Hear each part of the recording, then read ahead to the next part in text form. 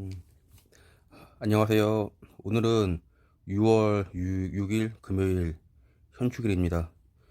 오늘도 매일 경제 기사를 몇 가지 올려볼 거고요. 그 전에요. 음, 현충일이니까요. 조국을 위해 자신의 삶을 희생하신 모든 분들께 감사의 말씀 전하겠습니다. 첫 번째 기사는요. 상법 개정에 관한 거고요. 유예 없이 바로 시행한다고 해요. 그렇게 해서 지금 한국의 코스피를 임기 내에 5천까지 올린다고 합니다. 어제 2800 돌파해서 2820까지 찍었는데요. 앞으로 상법을 개정하게 되면 외국인들이 국내 기업에 대한 신뢰도가 높고 이제 투자를 좀 해도 크게 문제 없겠다라고 생각을 할 거예요. 그럼 그때쯤에 이제 대거 외국인 자본이 들어올 거고 3천도 넘어서 계속 오르지 않을까라는 생각을 하고 있습니다. 기존 저희 한국 주식을 구매하는 주주들 입장에서는 한국 주식은 그냥 단타로 해서 먹고 빠져야지 장기 투자하면 안 된다라는 인식이 있는데, 이렇게 상법이 개정됨으로써 미국처럼 좀 장기적으로 들고 갈 수 있는 환경이 만들어지지 않을까라는 생각을 하고 있습니다. 다음 기사는요. 추경 30조 해가지고 내수 진작에 힘쓴다고 해요. 음, 이재명 대통령이 전에 말했던 것처럼 지역 화폐로 줄 것 같고요. 그렇게 되면 뭐 소상공인, 자영업자 또 동네 상권에 소비가 좀 살아나서 숨통을 좀 풀어주지 않을까라고 생각을 하고 있습니다. 음, 다음 기사는요. 현재 한국의 경제 상황이 1997년도에 IMF와 비슷하다라는 글인데요. 저희 산업이 좀 수출 위주로 되어 있는데, 지금 미국이나 중국의 경쟁에 좀 치여가지고 지금 수출이 좀 잘 안 되고 있잖아요. 그러다 보면 뭐 대기업도 문제지만 뭐 중견기업, 중소기업, 그리고 그의 여파로 인해서 자영업도 많이 힘들어지게 됩니다. 따라서 이번 정부에서 좀 한국이, 그러니까 기업들이 수출하는데 좀 빨리 어느 정도 관세를 조율해서 길을 터줘야 되지 않을까라는 생각을 하고 있습니다. 더불어서 지금 중국 기술이, 이제 중국하고 한국하고 기술 격차가 많이 좁혀졌잖아요. 그렇기 때문에 빨리 R&D 투자 더 많이 해가지고 다른 나라보다 빨리빨리 앞서 나가야 되지 않을까라고 생각합니다. 네 번째 기사인데요. 민주당이 집권할 때마다 집값이 올랐다 그러면서 이번에도 오를 거라고 그런 기사가 나오는데요. 며칠 전에 한국은행에서 기준 금리를 낮췄잖아요. 그러다 보면 이 대출 금리도 좀 낮아지고요. 거기다가 이제 올해 연말 되기 전까지 한 두 차례 더 내린다고 하니까, 아, 그러면 대출 이자가 좀 줄어드니까 이번 기회에 다시 또 집을 사려고 한다는 그런 기사예요. 그러면서 뭐 강남 외에도 이제 노도강까지도 이제 집값이 꿈틀거린다고 하는데, 노도강에 보시면 뭐 5억대도 있겠지만 좀 괜찮은 위치는 뭐 30평이 뭐 9억, 10억도 가죠. 뭐 건대 쪽, 마포 쪽 그런 쪽은 뭐 다 거의 10억 이상이고요.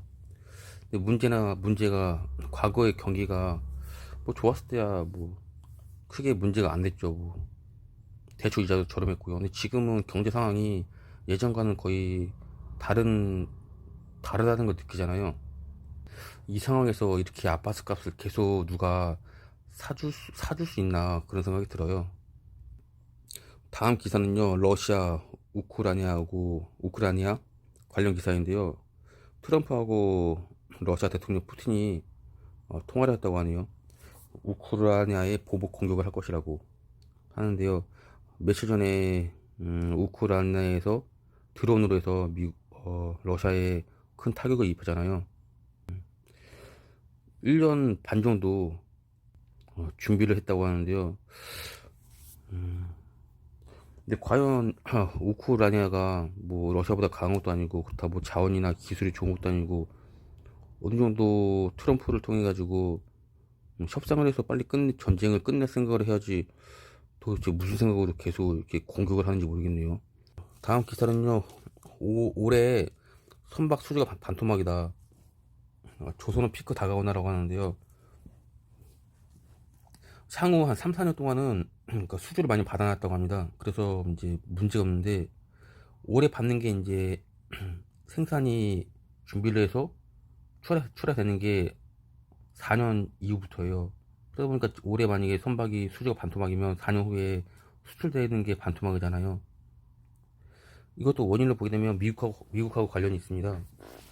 관세 문제가 계속 이제 해결이 안 되면 무역량이 줄어들 거 아니에요. 무역량이 줄어들면 결국 뭐 선박 자체가 필요가 없는 거죠. 물량 뭐 보낼 물량이 없으니까요.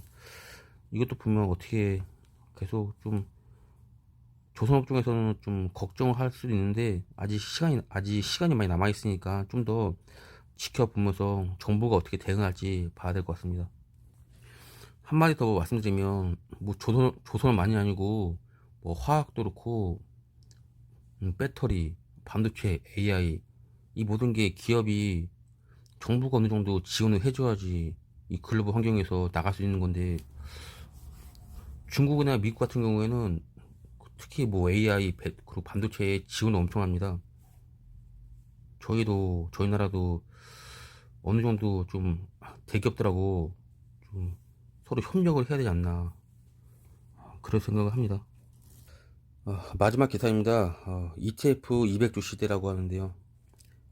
그래프 보시게 되면 2020년도에 ETF 순자산이 50주에서 2025년에 200주까지 엄청 늘었습니다.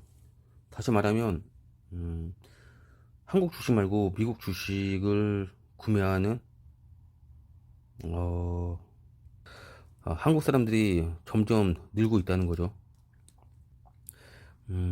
혹시 미국 주식에 관심 있는데 어떻게 할지 모르겠다, 그럴 경우에 한국에 상장되어 있는 미국 관련 ETF를 구매하시면 돼요. 증권 웹에서 검색하면 바로 나오거든요. 가장 많이 구매한 걸 보게 되면요, 음, S&P 500, 그러니까 타이거 미국 S&P 500하고, 그리고 타이거 미국 필라델피아 반도체 나스닥 ETF, 이 두 개를 가장 많이 구매했다고 하네요. 저도 지금 이거 두 개에다가 좀 테슬라, 그리고 또 중국 전기차나 또 AI 쪽으로도 지금 또 사 모으고 있거든요. 근데 이런 ETF 같은 경우에는 세금을 냅니다. 만약에 100만 원을 15.4%를 떼가요. 그렇기 때문에 만약 100만 원을 벌었다 하면 거기서 한 15만 원은 세금으로 빠져나간다고 생각하면 됩니다. 어떻게 보면 미국 주식보다 싼 거죠. 미국 주식은 200만 원, 250만 원 이상부터는 22%를 가져가잖아요. 오늘은 기사를 여기서 마치겠습니다. 그러면 편히 쉬시고요. 내일 또 기사 올리도록 하겠습니다.